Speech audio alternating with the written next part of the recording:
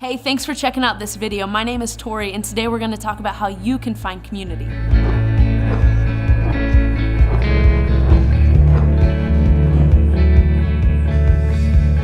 Finding community can be hard sometimes.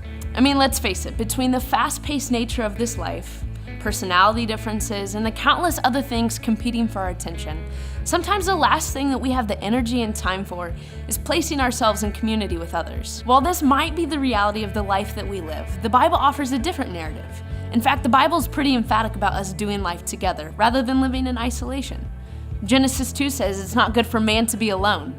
Psalm 133, how good and pleasing is it when God's people live together in unity. In Galatians 6, bear one another's burdens. And then lastly, Hebrews 10, spur one another on, not giving up meeting together and encouraging one another. So why is the Bible so insistent on us living life in community with others? I think Jesus explains it best in the 10th chapter of John's Gospel when he says, the thief comes only to steal, kill, and destroy. But I have come that you would have life and have it to the full. You see, walking through life alone increases your odds of falling hard in the enemy's attacks. The Christian life is a team sport. We weren't meant to live life alone. One example in scripture that comes to my mind when I think of the value of community is all the way back in Exodus 17 when the Israelites and the Amalekites were in battle. And so long as Moses had his hands raised, the Israelites were winning the battle. But like any of the rest of us would, Moses' hands grew weary and tired. So his buddies Aaron and Hur took a stone, put it under him so he could have a seat. And then they each held up one of his hands to provide that additional support.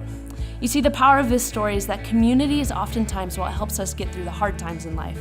One of the absolute best ways to find community is to plug into a small group within your local church. Small groups have existed since the early first century church. Acts 2 shows us perhaps one of the most fundamental models of Christ-centered community that has stood the test of time and is what you and I would know best today as a small group. Acts 2:42 says, they devoted themselves to the apostles' teaching, to fellowship, the breaking of bread, and to prayer. It continues on later in verse 46 by saying, every day they continued to meet together in the temple courts. They broke bread in their homes and ate together with glad and sincere hearts, praising God and enjoying the favor of all people. And the Lord added to their number daily those who were being saved.